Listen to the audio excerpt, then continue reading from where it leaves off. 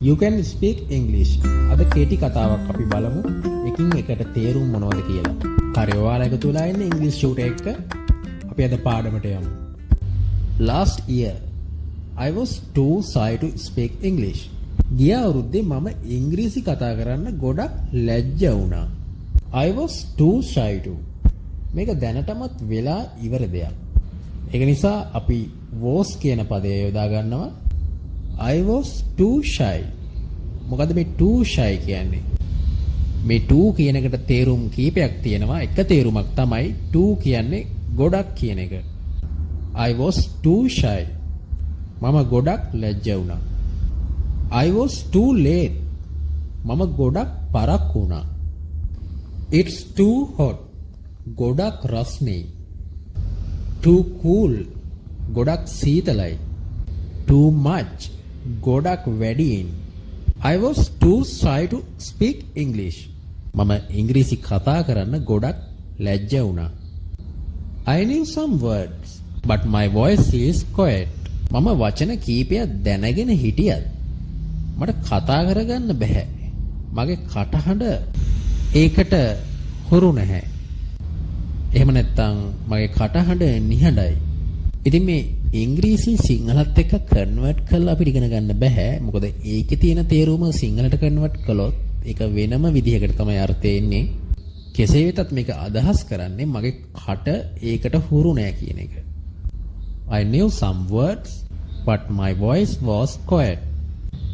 මම වචන කීපයක් දැන සිටියත් මට කතා කරගන්න බැරි වුණා. I was afraid of making mistake. මොකද්ද මේකෙන් කියන්නේ? මම වැරද්දක් කරයි කියලා බය වුණා. ඒ කියන්නේ මෙයා කතා කරද්දී මේ afraid කියන්නේ බයයි කියන්න අපි afraid කියනවා of making mistake. වැරද්දක් කරන්න බයයි. I am afraid of him. මම ඔහුට බයයි. මේ of කියන පදය ගත්තොත් අපිට විවිධාකාරයෙන් මේක භාවිතා කරන්න පුළුවන්. ඉතින් මේක භාවිතා කරන එක ක්‍රමයක්. One day එක දවසක් one day I said hello to tourist. මම hello කියලා කිව්වා එක සංචාරකයෙකුට. පිට රටක ඉඳන් එන සංචාරකයෙක්. a tourist කියලා මෙතන එන්න ඕනේ. මොකද එක සංචාරකයෙක් නිසා. I said hello to him. මම ඔහුට hello කිව්වා. I said hello to my old friend. මමගේ පැරණි මිතුරෙකුට hello කිව්වා. ඔව් ඒක හරිම සරල තේරුමක්. She smiled and answered. ඇය සිනාසෙමින් පිළිතුරු දුන්නා. I was so happy. ඔයාලා දැන්ටමත් දන්නවා ඒකේ තේරුම. මම ගොඩක් සතුටු වුණා.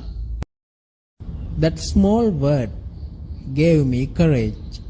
ඒ පොඩි වචනය මට ධෛර්යය ලබා දුන්නා. He gave me a mobile. ඔහු මට දුරකථනයක් දුන්නා. She gave me a laptop. ඇය මට laptop එකක් දුන්නා. She gave me a glass of water. ඇය මට වතුර වීදුරුවක් දුන්නා. Glass of water මේ of භාවිතා කරන තවත් ක්‍රමයක් තමයි මේ. ඔබට මතක ඇති මම එක ක්‍රමයක් කියලා දුන්නා. ඉතින් glass of water වතුර වීදුරුවක් කියන්නත් මේක මේ විදිහට භාවිතා කරනවා. She gave me. gave කියන්නේ අතීත කාලේ භාවිතා කරමින් යමක් දුන්නා කියන්න. ඒ වගේම give කිව්වොත් ඔයාලා දන්නවා දැන්ටමත් දෙන්න. She gave me a glass of water. මේ එක වතුර වීදුරුවක් නිසා a glass of water. ඇය මට වතුර වීදුරුවක් දුන්නා. අපි නැවතත් දෙබසට යමු. That small word gave me courage. ඒ පොඩි වචනය මට ධෛර්යයක් දුන්නා. I start watching English videos.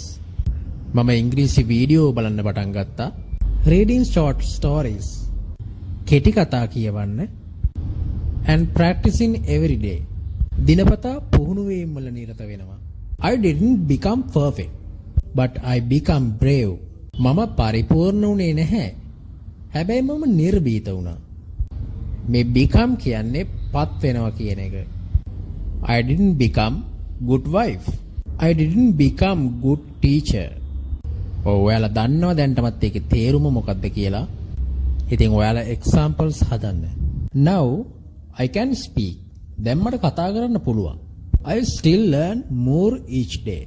මම තවත් ඉගෙන ගන්නවා හැමදාම.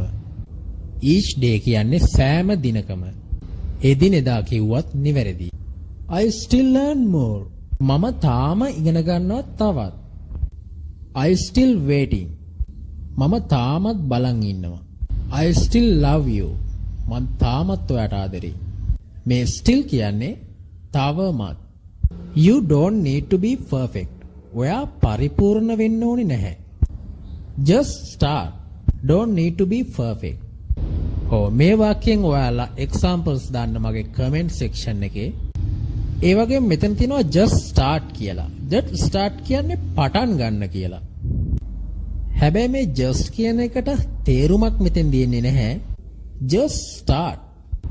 පටන් ගන්න. එච්චරයි. මේ just ගැන ලොකු පාඩමක් තියෙනවා. ඒක මම ඕගොල්ලන්ට ඉදිරියේදී ගෙන එනවා. ඉතින් ඒ ගැන මේ වීඩියෝ එකෙන් මම කතා කරන්න බලාපොරොත්තු වෙන්නේ නැහැ. මොකද ඒක ලොකු පාඩමක් නිසා. ඉතින් දැනට ඔයාලා මේ වාක්‍ය රටා ටික හොඳට examples හදන්න. ඒ වගේම තව කෙනෙක් සමග කතා කර හොඳින් පුහුණු වෙන්න. හරි මම ගිහින් එන්නම් මේ ඉංග්‍රීසි උට. මම ලහිරු සුබසිංහ. අපි තවත් පාඩමකින් මුණ ගැසෙමු.